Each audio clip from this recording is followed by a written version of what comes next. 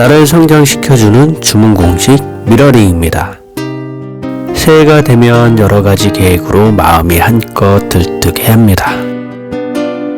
그 계획들을 다이어리에 한 줄 한 줄 꾹꾹 눌러 한 페이지를 꽉 채우기도 하고, 다짐을 위한 강한 의지를 앞세워 내 방 한켠에 선명한 글씨로 인쇄에 걸어놓고 아침 저녁으로 시크릿 법칙을 적용시키는 방법을 해보기도 합니다. 여러분은 어떤 방법으로 무엇을 적어 보았나요? 아직 안 하셨나요? 괜찮습니다. 아직 음력으로는 새해가 아닙니다. 많이들 하고 싶은 것 중에 한 가지, 돈 많이 벌고 싶다라는 계획, 꿈이 있는 것 같습니다.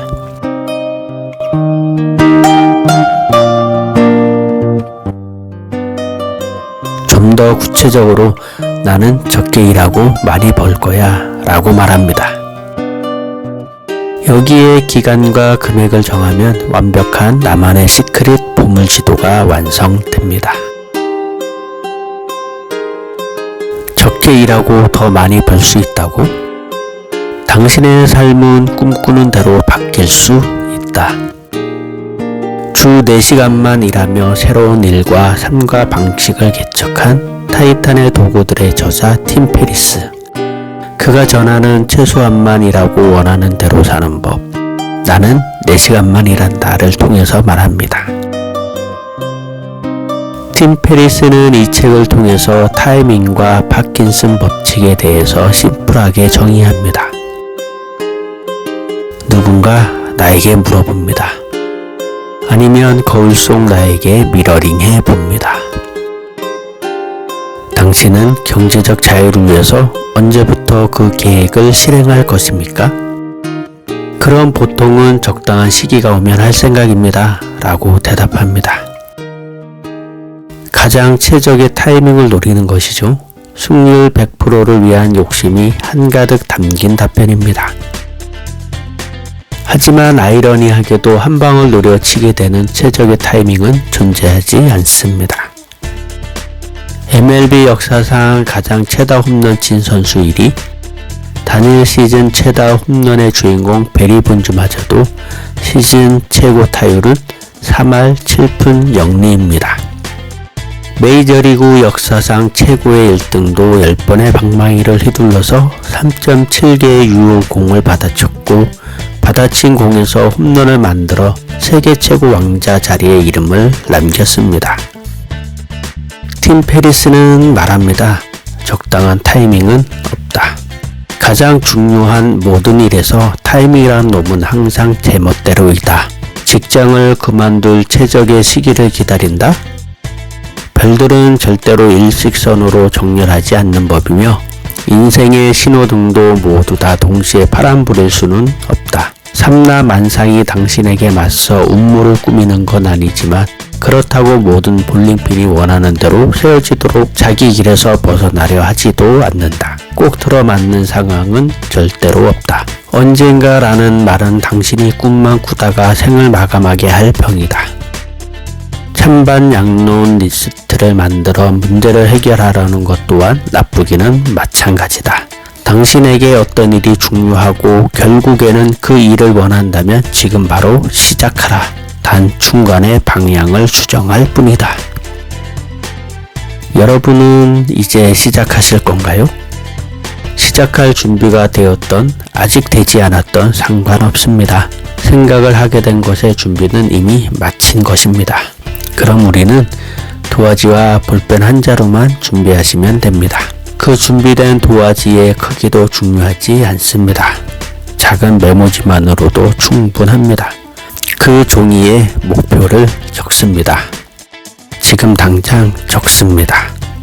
목표는 실현 가능한 것을 세워야 한다고 흔히들 말합니다. 그 말도 맞는 말입니다. 하지만 우선 큰 목표를 적어보는 것입니다. 유별나게 큰 목표를 세우면 아드레날린이 생성된다. 이 아드레날린은 목표를 이루는데 동반되는 피할 수 없는 고난이나 시련을 인내하고 극복할 수 있는 힘을 줍니다. 평범한 수준의 포부에서 비롯된 현실적인 목표는 영감을 주지 못할 뿐만 아니라 오히려 또 다른 문제를 부채질해서 결국 당신을 포기하게 만들 뿐이다. 주어지는 대가가 그저 그렇다면 당신의 노력 또한 그저 그럴 수밖에 없다. 그리스 섬을 일주하는 선상 여행을 위해서라면 벽이라도 통과하겠지만 오하이주 콜럼버스 주말 여행 정도로 위해서라면 먹던 시리얼 브랜드조차도 바꾸지 않을 것이다. 낚시도 사람들이 잘 가지 않는 곳이 더 잘 되듯이 자신감이 부족한 세상의 다른 모든 사람들의 안타를 생각할 때 홈런을 몰아치기 쉬운 법이다. 큰 목표를 위한 경쟁은 적기 마련이니까. 저도 이런 공식을 4, 5년 전부터 어렴풋이 적용해 보았고 1년 6개월 전부터는 집중적으로 업그레이드 하게 되었습니다. 5년 전 저의 자산 총합은 탈탈 털어 4천만 원이 전부였고 하던 사업은 폐업을 해야 했고 중학생, 초등학생 2 자녀와 아내를 둔 46세 가장이었습니다. 지금은 내 공간 미용실 그리고 부동산 3개를 보유하고 있으며 부모님이 그러했듯이 저도 열심히 살았습니다. 하루 12시간 이상 일하는 노동 시간을 늘리며 그 방법이 열심히 하는 것인 줄 알았습니다. 하지만 다른 방법을 찾게 되는 동기를 발견하게 되는 행운이 저에게도 찾아왔습니다. 책 한 권 비밀문이 열리듯 나에게도 엄청난 행운이 찾아온 것입니다. 당시에는 몰랐습니다. 활활 타오를 태양이 떠오르기 직전의 어스름인 것을. 책 속에 비밀이 있다는 것을요. 5년 전과 현재 달라진 것이 있다면 아침을 5시 30분에 맞이합니다. 금연에도 성공했습니다. 또한 1년에 한 번 버킷리스트로 나에게 큰 선물을 줍니다. 책 읽는 것을 너무 좋아하게 되었습니다. 2022년 8월 100일 동안 88권의 책을 읽은 경험은 위인들에게 텔레파시를 선물 받은 값진 순간이었습니다. 당시의 목표가 100일 동안 100권이었습니다. 그러기 위해서 텔레비전, 술, SNS, 잠 모든 것을 멀리하고 운동과 집, 일만 집중하니까 가능할 수 있었습니다. 그 덕분에 글 쓰는 것을 너무 좋아하게 되었습니다. 앉은 자리에서 5, 6시간 글을 쓸 수 있을 정도로 재밌고 집중할 수 있게 되었습니다. 재능 기부도 작년에 10회를 달성했습니다. 저는 100회가 목표입니다. 10년은 할 생각으로 100회를 정한 것입니다. 운동 체력이 엄청 좋아졌습니다. 웬만한 20대에도 뒤지지 않을 정도입니다. 하루에 등산을 30km 할 정도고 자전거를 하루에 150km 탈 정도이며 달리기는 일주일에 60km 딸과 새벽에 합니다. 그렇게 하는 동안 자산이 5년 동안 무려 40배로 증가했습니다. 그렇다고 일만 하거나 한 것은 아닙니다. 주변 다른 동기 자영업자들에 비해서 가족여행도 더 다녀왔고 나 자신에게 주는 선물에 인색하지 않았습니다. 좀 과하다 싶을 정도로 특별하게 했습니다. 큰 일을 하려면 당신이 큰 일을 필요로 해야 한다 라는 말을 저는 좋아합니다. 당신이 물어야 할 것은 나는 무엇을 원하는가?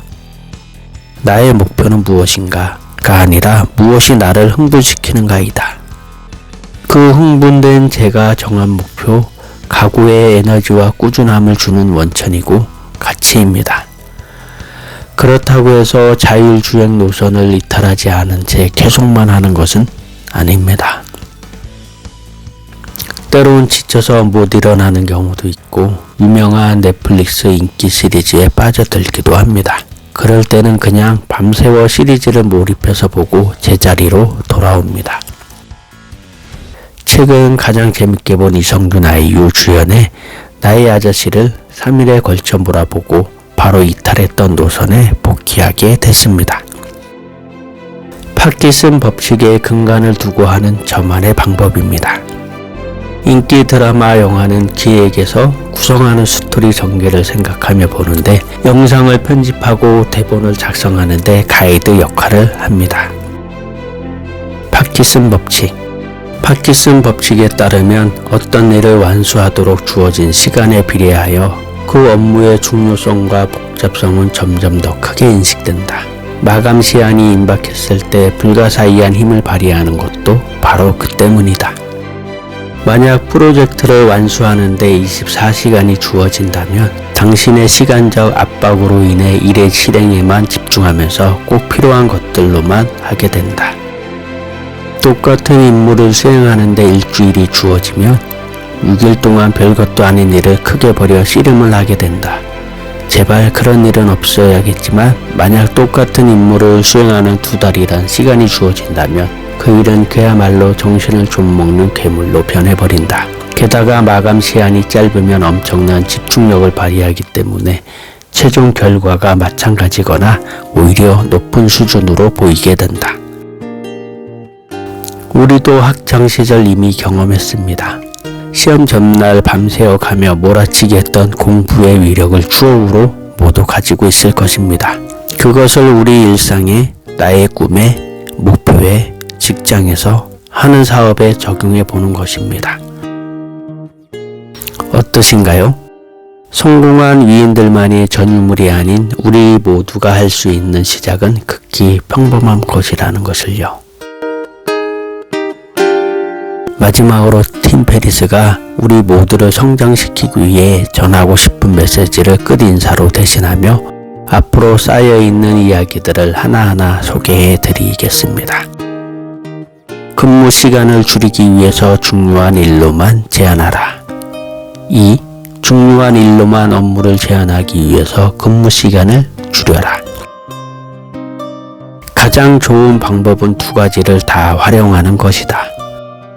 수입에 가장 큰 기여를 하는 몇 가지 중요한 업무를 찾아내 그 일들의 아주 짧고 분명한 마감 시한을 갖도록 시간표를 짜는 것이다.